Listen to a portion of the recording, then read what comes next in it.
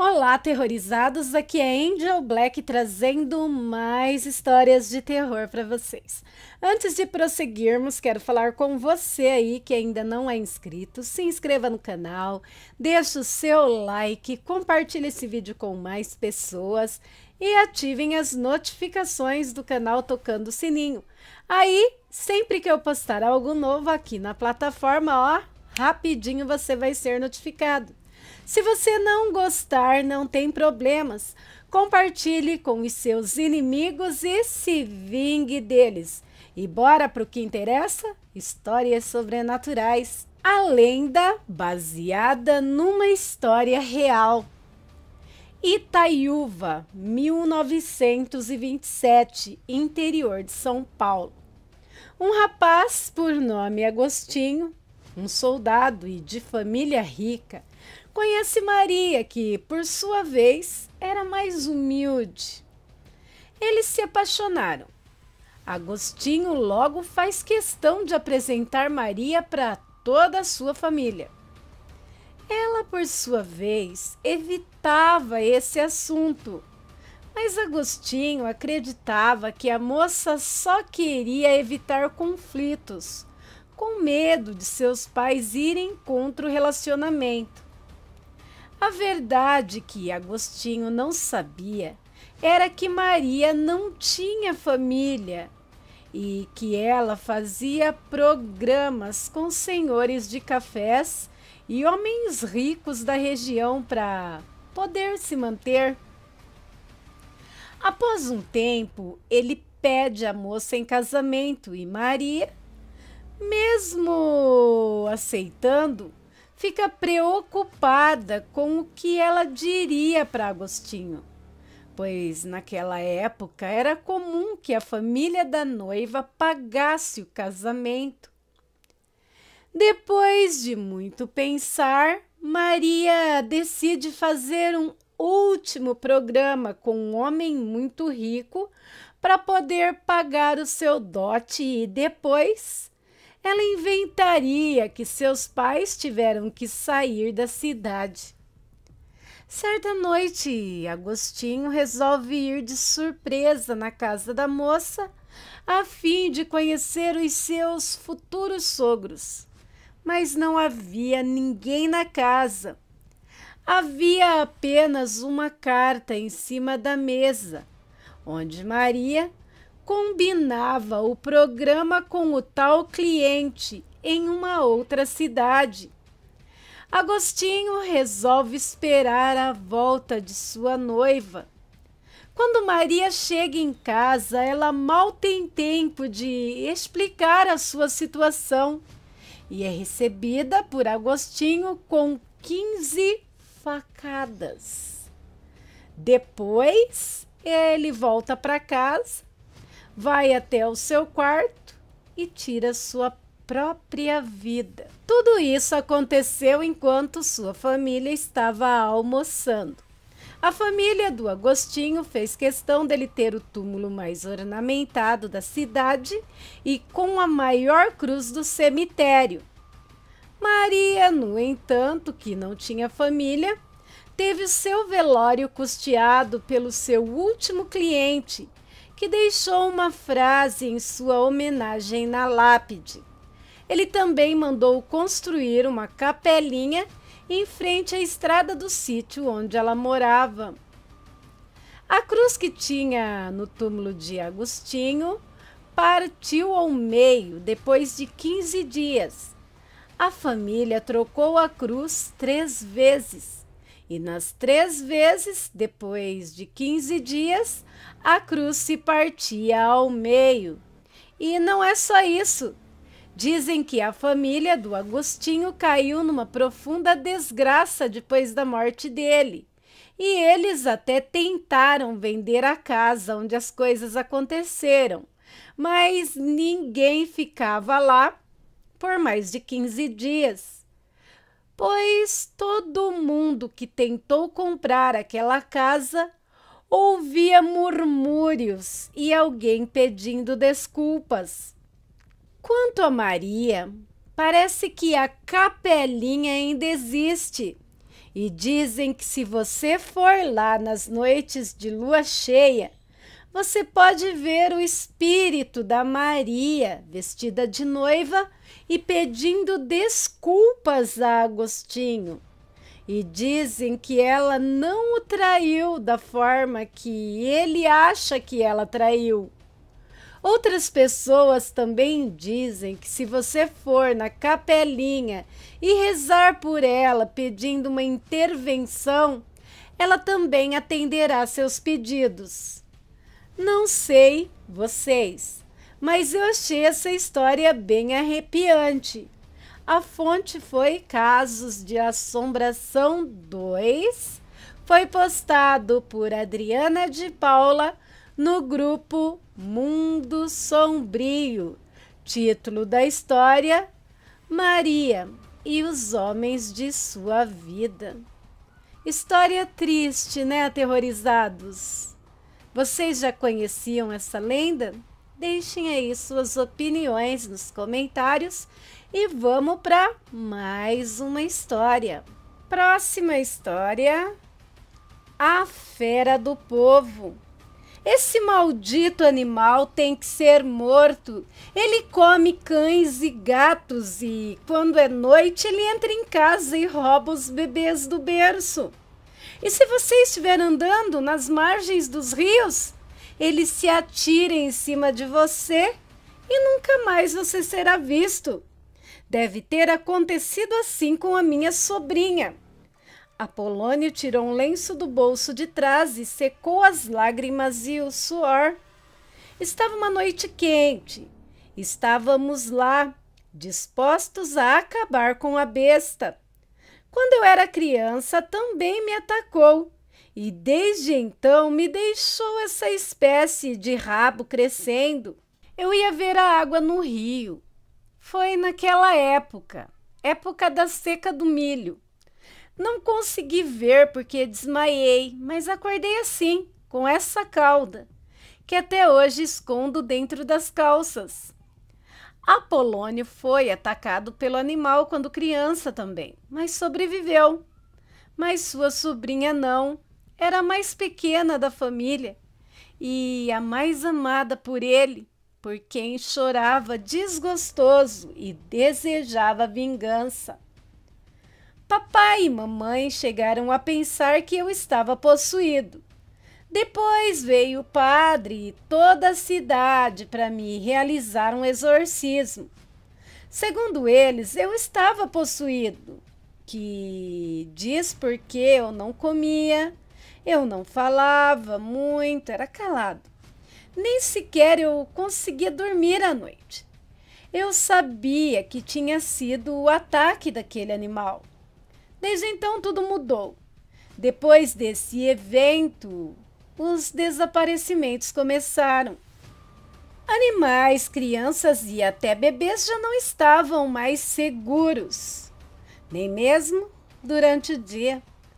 Os únicos que escaparam daquele bicho foram nós.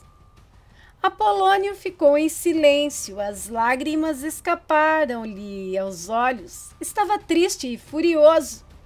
Eu tinha voltado à cidade a pedido dele. Ele disse que eu tinha que ajudá-lo a matar o animal. Essas foram suas palavras. Se você já se considerou meu amigo, venha. E eu fui, para que ele ficasse mais tranquilo. Calma, amigo, calma. Já vamos apanhá-lo, prometi, batendo-lhe nas costas para acalmar o seu nervosismo. Aquela besta devora homens e durante anos tem feito das suas. Tinha sido evitada por todos os caçadores também. Olhando para mim, ele disse: promete-me que vai matá-lo quando vires. Ele disse-me, Apolônio, enquanto pegava na minha espingarda e dirigia-a para ele. E dá-lhe bem aqui, direto no coração. Está bem, só temos que esperar até que a fera apareça. Quando a lua estiver muito cheia, e até a maré subir, eu disse-lhe, puxando a minha arma. Enquanto esperávamos, lembrei do meu encontro com aquele animal. Quando eu era criança, eu mesmo o tinha visto nas sombras. Não era um mito, era enorme e tinha os olhos muito acesos. Ele nunca me atacou de qualquer maneira, apenas voltou para as águas e desapareceu. Mal pude ver os seus olhos apagarem-se no escuro. Apolônio e eu fumávamos cigarros para combater o frio, um após o outro, até que a lua cresceu o suficiente e a maré baixou. Por volta das 3 horas da madrugada, eu começava a dormir, deitado de costas com costas, esperando por qualquer som estranho. Apolônio tinha ficado quieto. Foi então que eu ouvi um rugir. Levantei a arma e, quando me virei, descobri com horror esse ser. Tinha 2 patas enormes, uma mandíbula extensa, um corpo comprido cheio de escamas, e seus olhos brilhavam no escuro. A besta pareceu falar. Atire! Atire! Disparei várias vezes, até esvaziar todos os cartuchos. Apolônio ficou deitado entre a lama e a erva daninha, nas margens do rio, com o corpo cheio de sangue. As escamas cobriam todo o seu corpo enorme e horrível.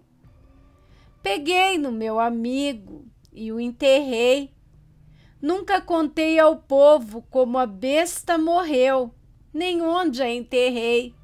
Só lhes disse que o Apolônio se sacrificou para matar a fera.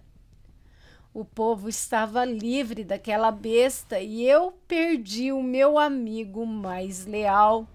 Relato escrito por Vladimir A.R. Mundo Oculto. Aterrorizados, eu li o relato todo achando se tratar de um lobisomem, mas parece que era um homem jacaré ou algo parecido. Nossa, seria parente da Cuca? Vocês já tinham ouvido falar de alguma fera desse tipo? Deixe aí nos comentários, eu gostaria de saber. E quem conhecer mais relato dessas criaturas podem estar mandando para o e-mail do canal. Eu achei bem interessante, diferente e assustador. Vamos prosseguir com o vídeo, trazendo para vocês um relato enviado de forma anônima. Vejam até o final, deixem suas opiniões sem julgamentos, é claro. Inacreditável. O ano era 2008. Não me orgulho do que vou relatar aqui. Na verdade, eu queria mesmo era voltar no tempo para poder mudar o rumo dos acontecimentos. Mas não é possível voltar no tempo, não é mesmo, Angel? Pelo menos de maneira literal.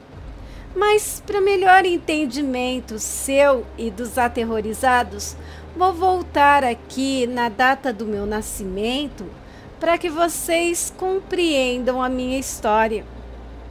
Fui renegado por meu pai assim que minha mãe ficou grávida. Ele disse que era muito jovem para se envolver. Também não iria assumir um filho que provavelmente nem era dele.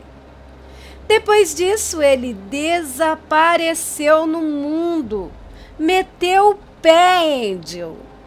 Depois que eu nasci, minha mãe, um certo dia, sem explicação, caiu no mundão de Deus e me deixou aos cuidados da minha avó, que mesmo sendo sozinha, pobre, com uma idade avançada, tinha uma casa própria e também uma aposentadoria.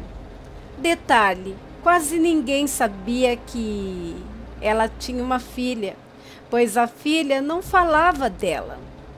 Voltando ao relato, ela, por sentir muita pena de mim, a minha avó, me criou fazendo todas as minhas vontades. Erro, né? Erro terrível.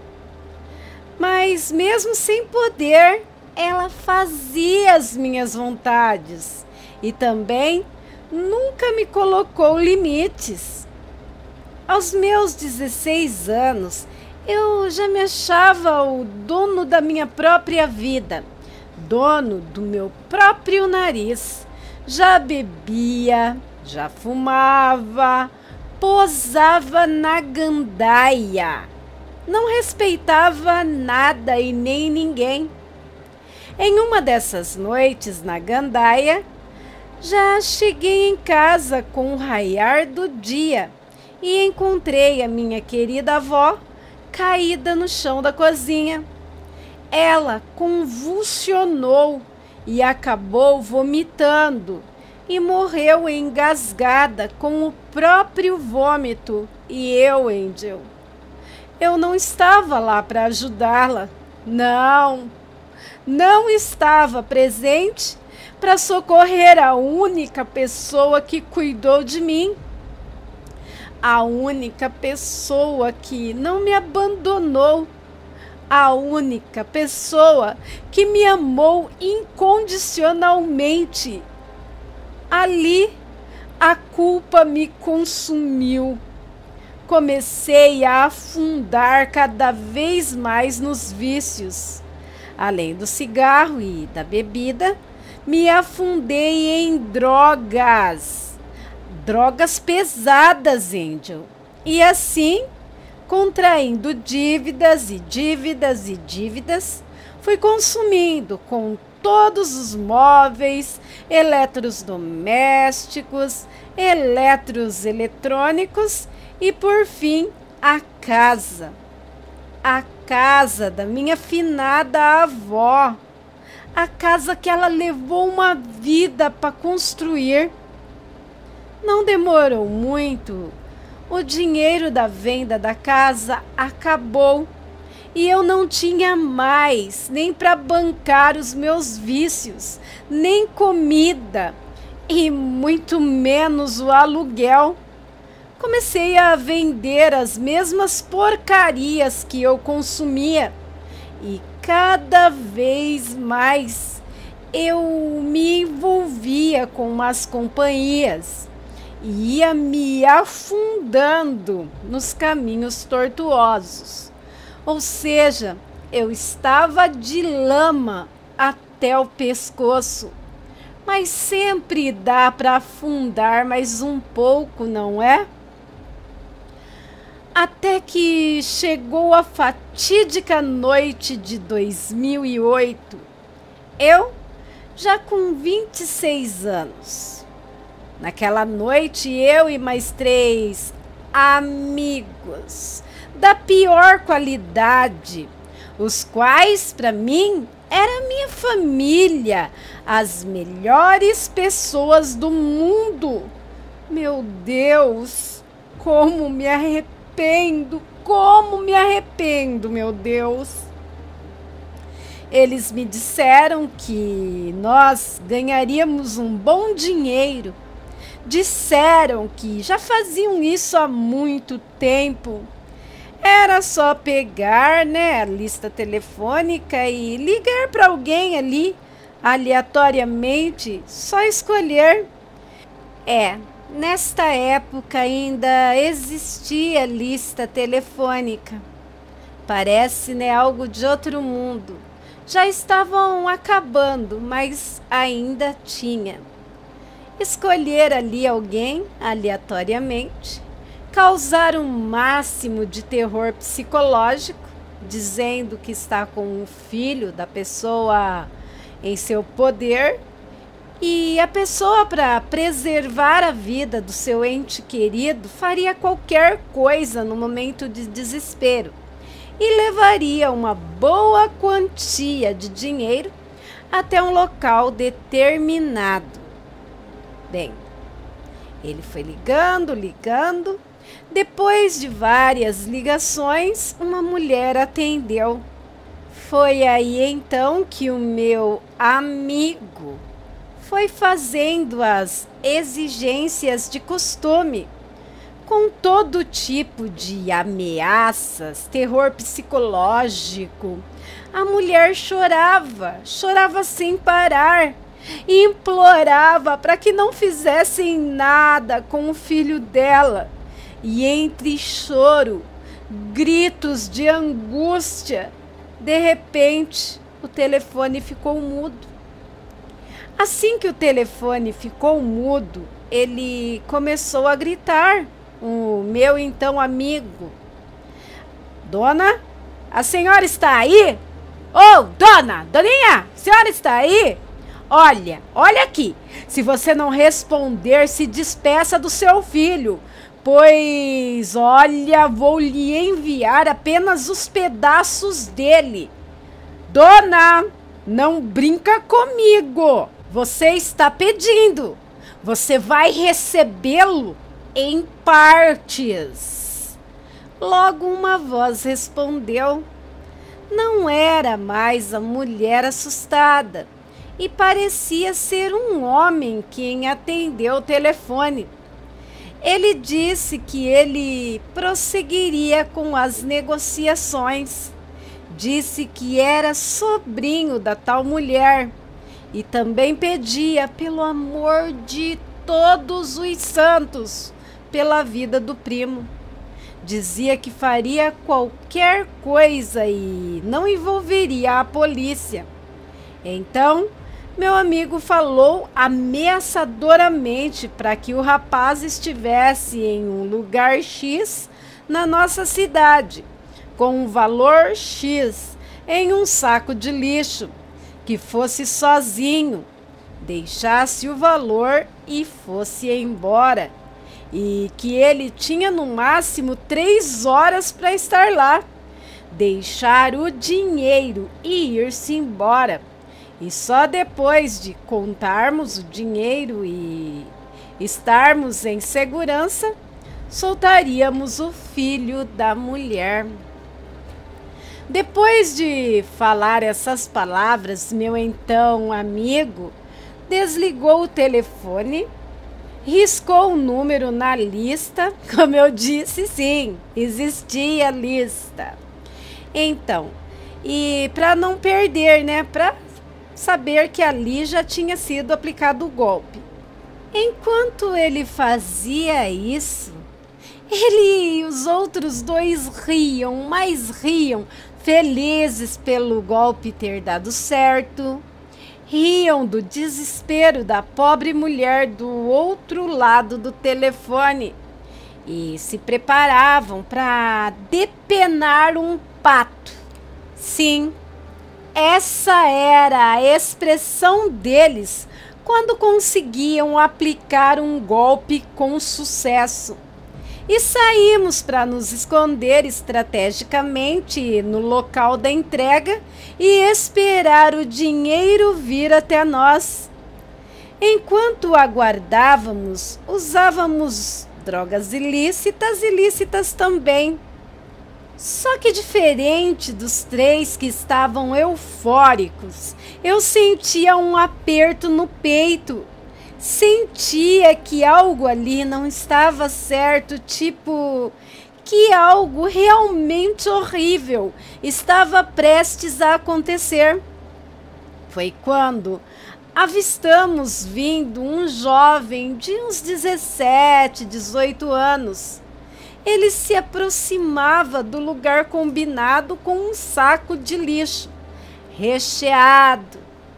Deduzimos que era o pato que iríamos depenar, mas o mau pressentimento apertava o meu peito tão forte, que eu mal conseguia respirar, sabe? Quando a gente tem uma crise de pânico. Falei para eles do que eu estava sentindo, mas eles simplesmente riram de mim. E depois que o adolescente deixou o saco de lixo, né, perto de uma caçamba, meus 3 amigos me obrigaram a buscar o dinheiro sozinho ali no local X, enquanto eles continuavam me esperando escondidos. Sim, se a polícia viesse, só eu seria pego. Eles estavam escondidos em um beco. Fui tremendo e chorando. Peguei o saco de lixo e estava lotado de dinheiro. Peguei e corri de volta para o beco. E eles riam de mim, riam muito, dizendo: viu, medroso? Mau pressentimento, meu Deus. Nós falamos, ô merdinha, que era seguro. E era uma grana fácil, né? Muito fácil. Foi quando que, do nada, nós começamos a ouvir um grunhido estranho, uns fungados mais estranhos ainda, uns sons como unhas riscando a calçada. Foi quando vimos aquele jovem que trouxe o dinheiro, mas ele estava diferente agora. Ele estava nu, com alguns pelos pretos e duros, que nem arame pelo corpo. Ele vinha andando de maneira estranha, com unhas enormes, realmente enormes, nas mãos e também nos pés. Os dentes estavam tão grandes, Angel, que se projetavam para fora da boca, parecendo dentes de um animal selvagem, sabe? E os olhos, estes estavam vermelhos, vermelhos cor de sangue, que brilhava no escuro. E ele dizia com dificuldades entre dentes, enquanto andava daquele modo estranho, esquisito: vocês mataram minha tia. Não. Vocês mataram minha mãe. Malditos! Enquanto ela falava com vocês no telefone, ela infartou. Lágrimas corriam dos olhos dele, enquanto o seu corpo estralava, mudava. Ali na nossa frente era monstruoso demais. Estávamos todos aterrorizados.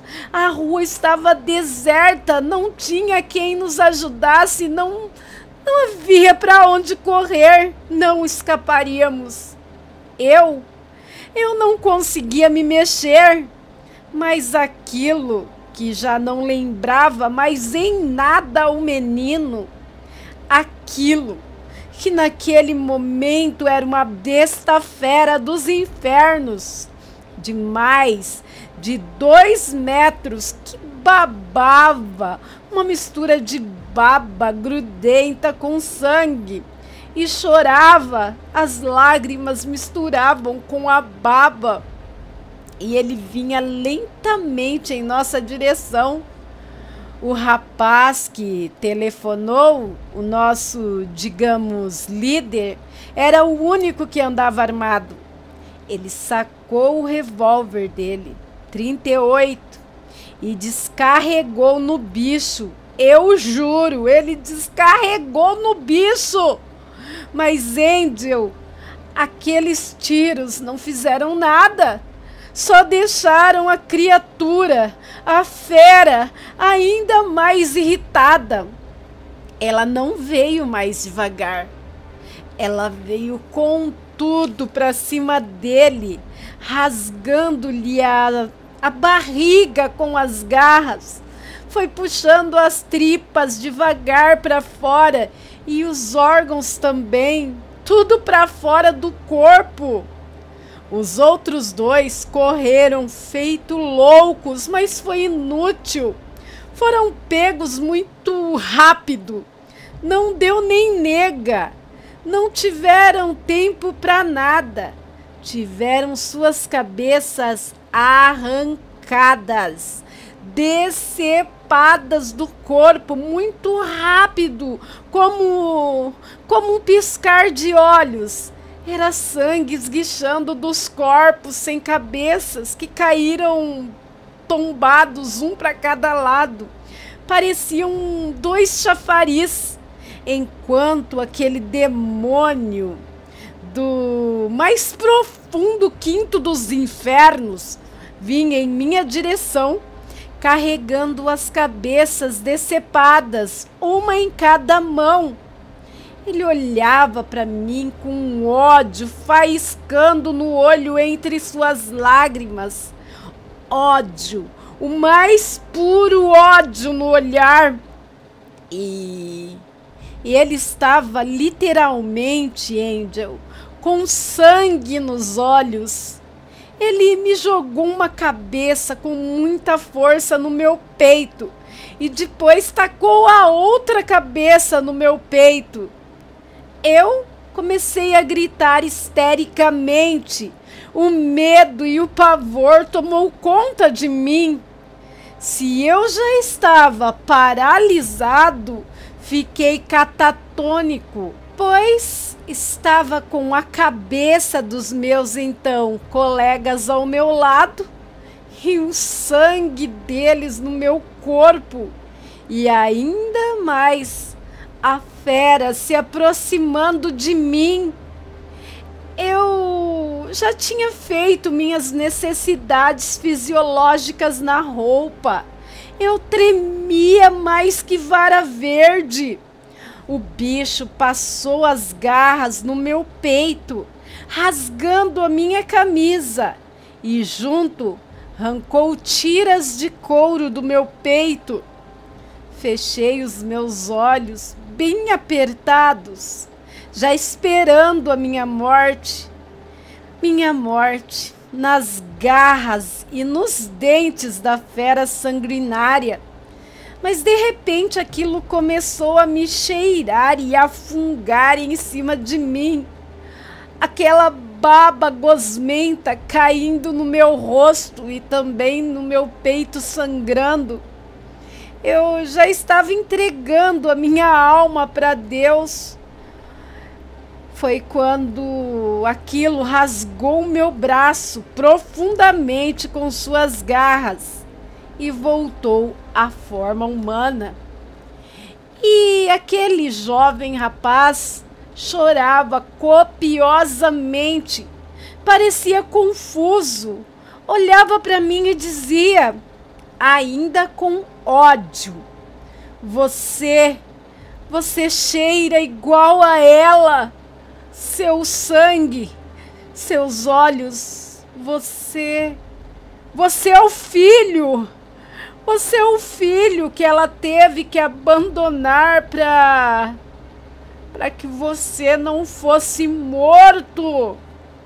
Seu pai nunca te quis, sumiu no mundo, mas se envolveu com quem não devia e ele não prestava também. E um dia voltou, dizendo estar desesperado, pedindo dinheiro para sua mãe, para pagar um agiota, eu acho. Mas como ela não tinha o dinheiro, ele a ameaçou.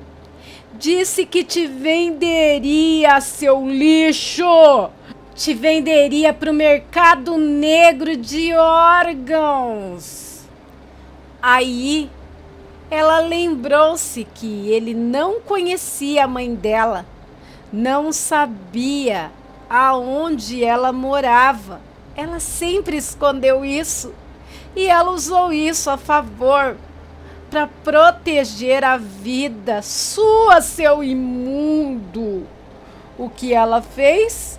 Com medo de ser seguida e te encontrarem, ela entrou no primeiro ônibus que passou e seguiu sem rumo, até começar a trabalhar no sítio do meu pai por uns anos.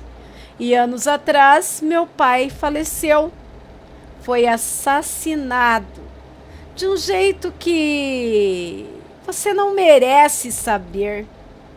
E ela ficou comigo, pois assim mataria de algum modo a saudade do filho, que há muitos anos ela havia abandonado.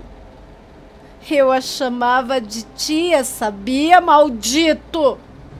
Mas para mim, ela era a minha mãe. No ano passado, viemos para essa maldita cidade, onde ela disse que poderia ver o filho de longe, mas nunca me disse quem era.